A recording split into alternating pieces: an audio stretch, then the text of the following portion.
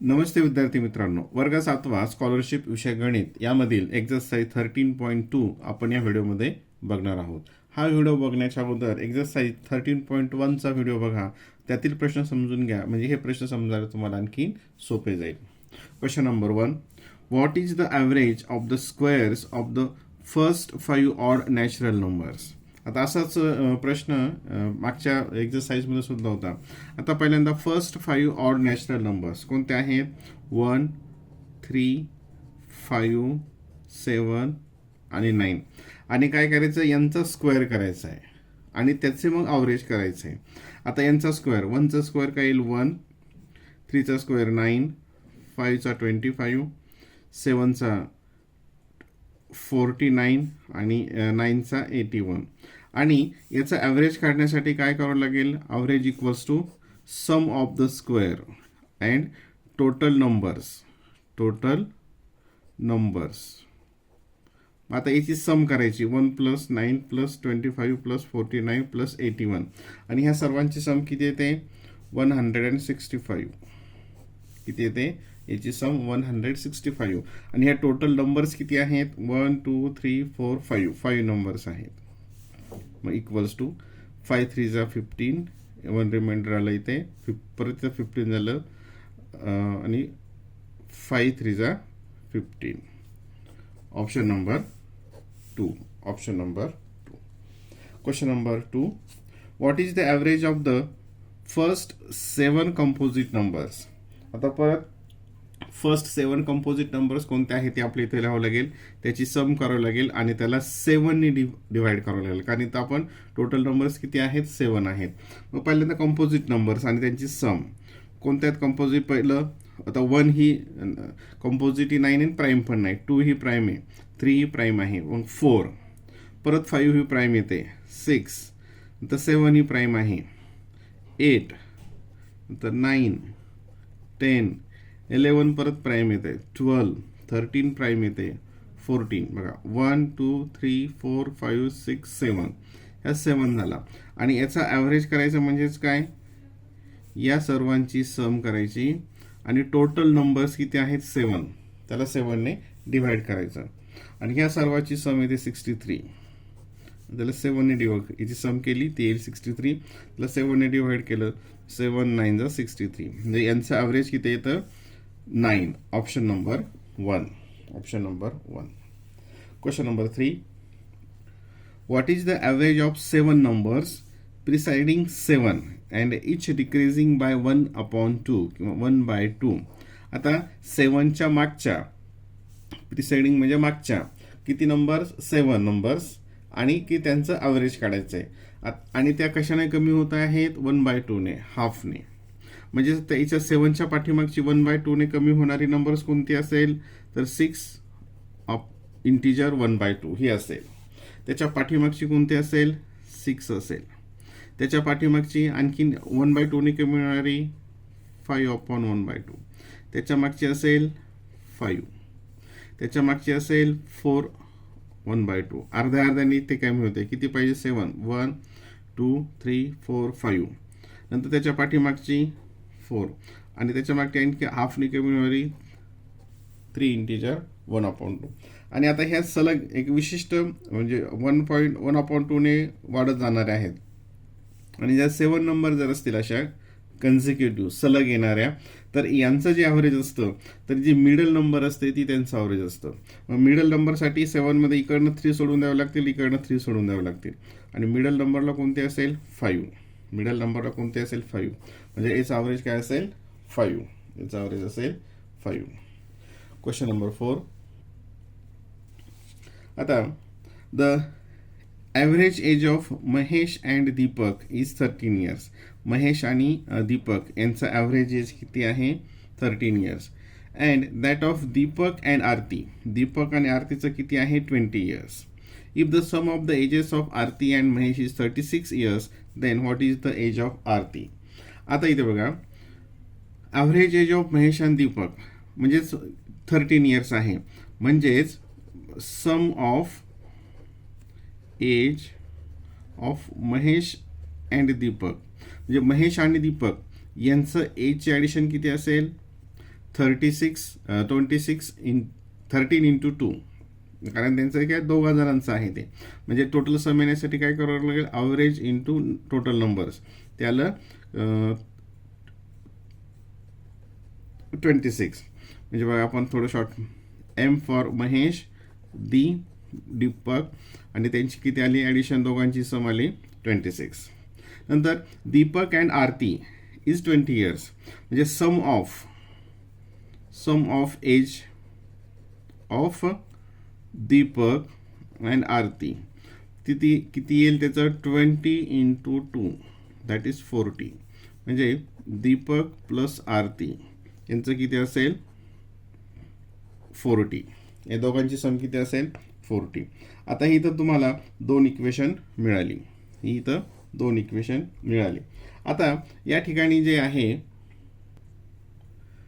नंतर इथे पुढे खाली, if the sum of age of Aarti and Mahesh, Aarti आणि महेश एज आहे 36, आरती प्लस महेश यांचं एज आहे 36. ठीक आहे. आता हे 3 इक्वेशन्स आपल्याला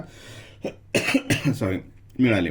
आता ह्या पहिल्या इथं बघा, आता हे आरती अँड महेश, इथं आपण नुसतं महेशचं काढलं ह्या इक्वेशनमध्ये, या इक्वेशनमधून महेशचं एज काढलं तर काय होईल, हे डी इकडे जाईल, मायनस होईल, म्हणजे 26 मायनस डी, महेशचं काय येईल एज 26 मायनस डी.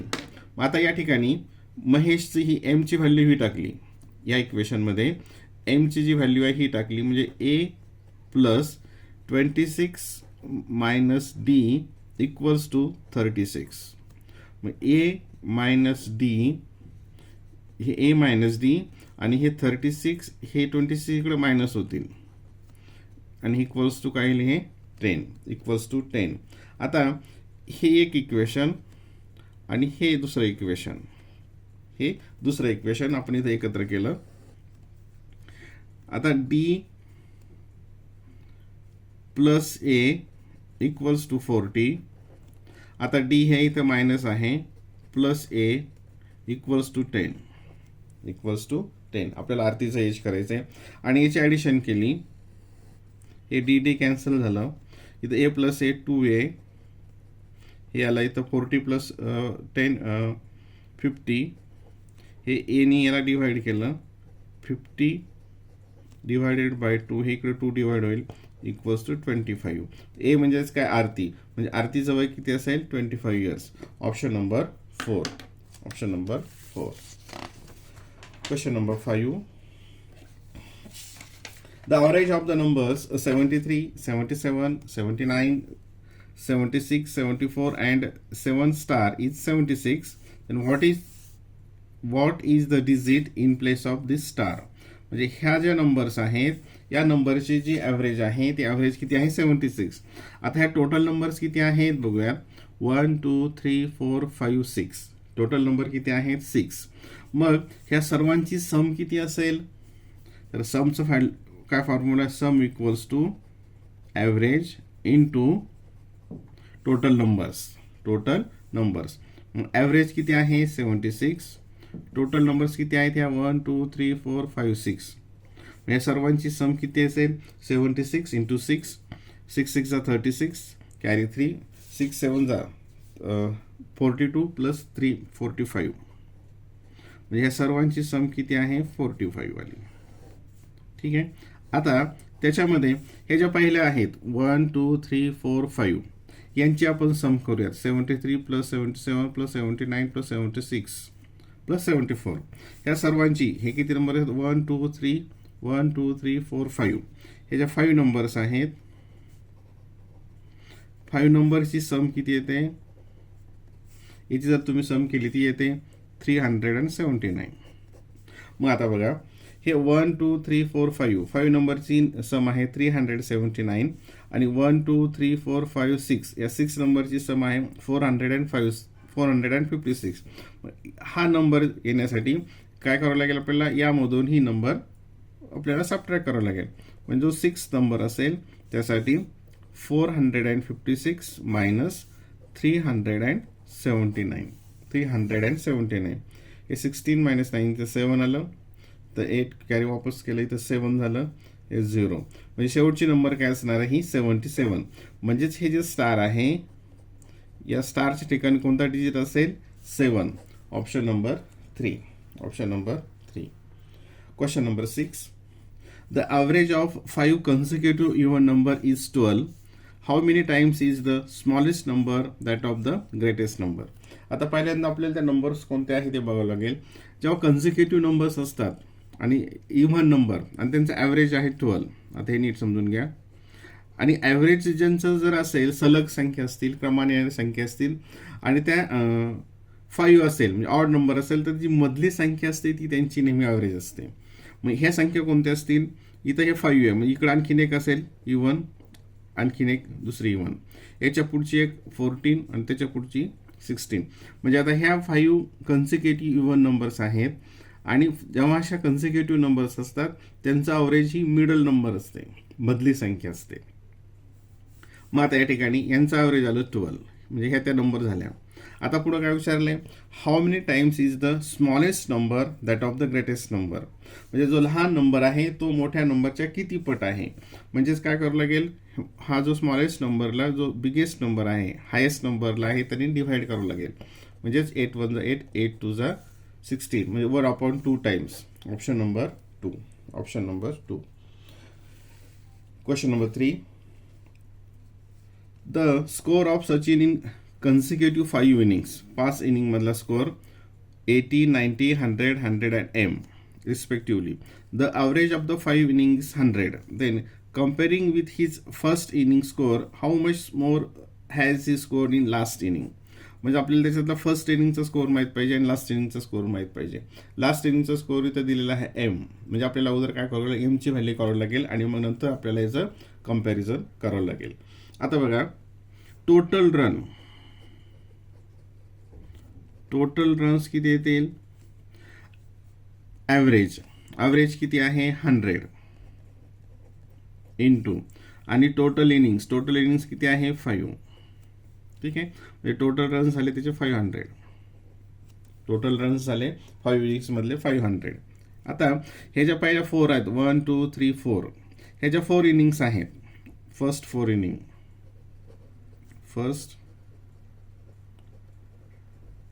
4 इनिंग्सचे रन्स किती येईल 80 + 90 + 100 + 100 ते किती येतात 370. म्हणजे टोटल 5 इनिंग्स ज्या आहेत तर त्यांचे रन्स आहेत 500. पहिल्या 4 इनिंगचे रन आहेत 370. म्हणजे जी फिफ्थ असेल एमवाली जी फिफ्थ असेल एम तिच्यामध्ये किती स्कोर असेल किती रन्स असतील तर टोटलमधून 5 मॅचच्या स्कोअरमधून पहिल्या 4 मॅचचे एकूण रन वजा केले म्हणजे किती येईल ते 0 सबट्रॅक्शन केलं नंतर हे 10 - 7 370 इथं आलं 3 इथं आलं 1 किती आलं 130. हे फिफ्थ मॅच आहे. आणि काय विचारलं तुम्हाला तर comparing with first inning score how much more has he scored in last inning. म्हणजे पहिल्या इनिंगच्या तुलनेत शेवटच्या इनिंगमध्ये त्याने किती रन जास्त बनवले. तर पहिल्यामध्ये किती होते 80 आणि लास्टमध्ये किती बनवले 130.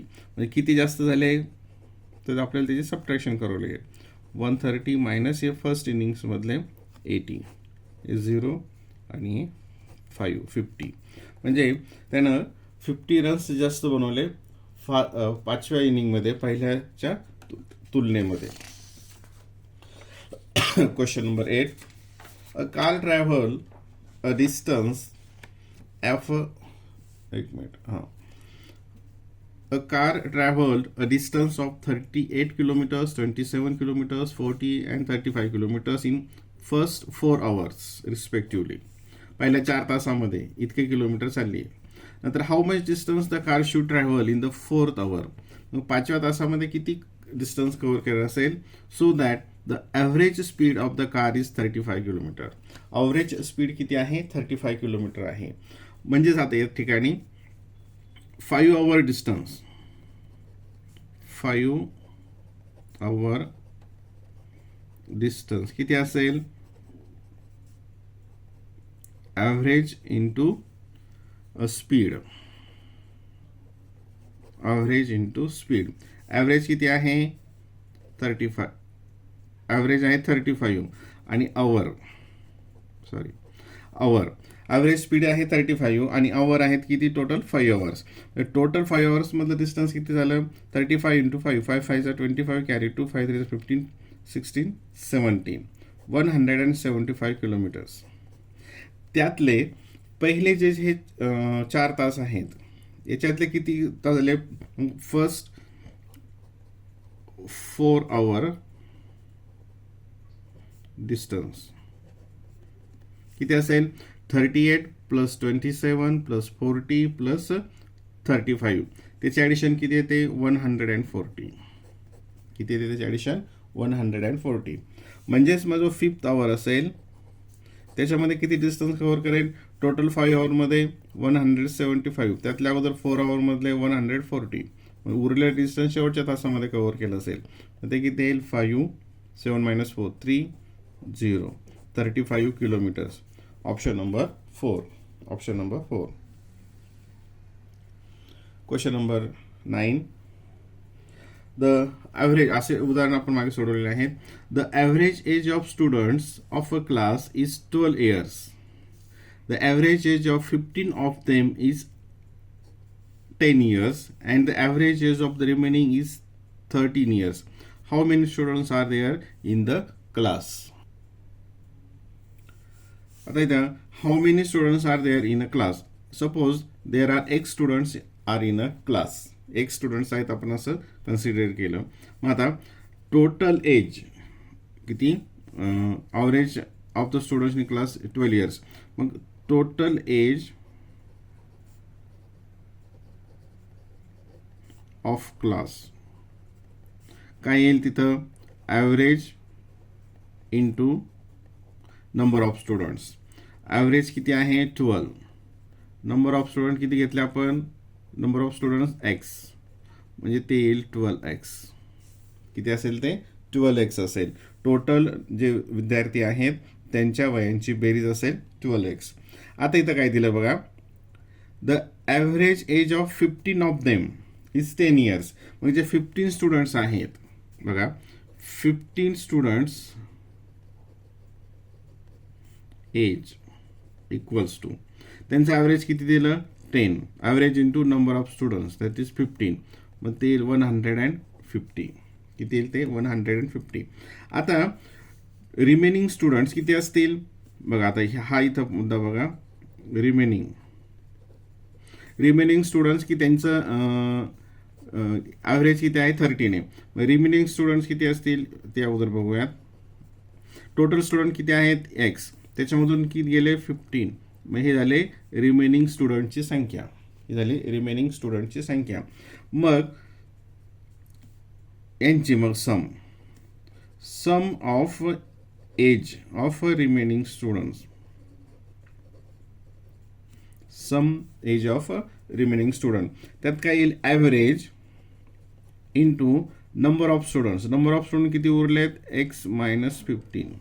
किती उरलेत x - 15.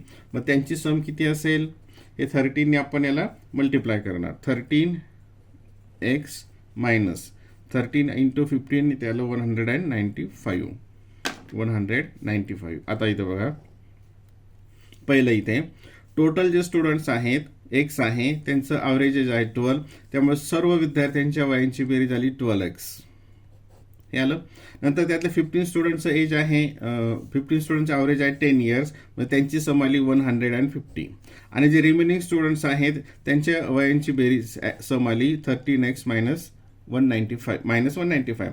म्हणजे काय होईल या दोघांची ॲडिशन केली किती असेल 12x इतकी असेल. किती असेल 12x इतकी. म्हणजे आता इथे इक्वेशन फॉर्म होईल 12x इज इक्वल्स टू हे पहिले ते 15 स्टुडंटची सम आणि प्लस हे उरलेले जे आहेत त्यांची सम 195. हे 13 या साईडला घेतले ते मायनस 12 - 13x होईल म्हणजे -1x असेल आणि 150 आणि 195 म्हणजे 195मधून मायनस केलं ते येईल -45. हे दोन्हीकडे निगेटिव्ह आहे, इथं म्हणजेच इकडं प्लसने गुणलं, इकडं प्लसने गुणलं ते येईल x = 45. म्हणजेच टोटल स्टुडंट्स किती आहे, एक्स म्हणजेच किती आहे त्या क्लासमध्ये 45. Option number 3. Option number 3. Question number 10. The average of three numbers. The average of three numbers is 50. The second number is greater than the first number by 3 but smaller than the third number by 9. Find the second number. आता सोपं आहे. The average of three numbers 50 म्हणजेच त्यांची सम काय असेल बघा. Sum of 50 number, sum of 3 numbers, कारण ते 3 नंबर्स आहेत. 3 नंबर्स काय येतं, ॲव्हरेज इंटू टोटल नंबर ते 150. म्हणजे 3 संख्यांची ॲडिशन किती असेल आता 150. आता इथे जे नंबर्स दिलेत बघा, आपल्याला पहिला नंबर, आता हा जो दुसरा नंबर आहे हे स्टेटमेंट नीट समजून घ्या. The second number is greater than the first number by 3. म्हणजे समजा फर्स्ट नंबर हा x असेल तर सेकंड नंबर किती असेल, सेकंड नंबर किती असेल बघा परत एकदा. The second number is greater than the first by 3. म्हणजे हा 3 पेक्षा मोठा असेल, मग तो असेल x + 3. हा झाला second number. But smaller than third by 9. परंतु हा थर्ड पेक्षा 9ने स्मॉलर आहे. याचाच अर्थ हा जो थर्ड आहे याच्यापेक्षा 9ने बिगर आहे. म्हणजे तो काय येईल मग, हा सेकंड नंबर x + 3 आणि हा त्याच्यापेक्षा 9नी बिगर. 9नी बिगर म्हणजे हा सेकंड स्मॉलर आहे, म्हणजेच हा बिगर आहे. म्हणजेच हा थर्ड नंबर काय येईल x + 12. x + 12. आणि ह्या तिघांची ॲडिशन किती आहे 150. म्हणजेच x हा फर्स्ट नंबर, x + 3 हा सेकंड नंबर आणि x + 12 हा थर्ड नंबर. आणि ह्या तिघांची ॲडिशन आहे 150.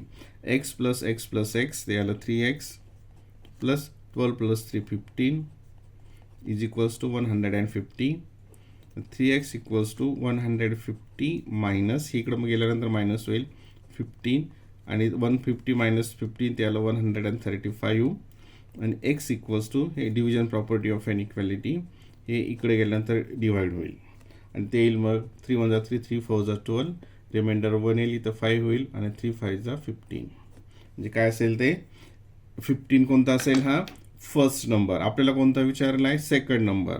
एक्सची व्हॅल्यू 15 आली, हा झाला फर्स्ट नंबर 15.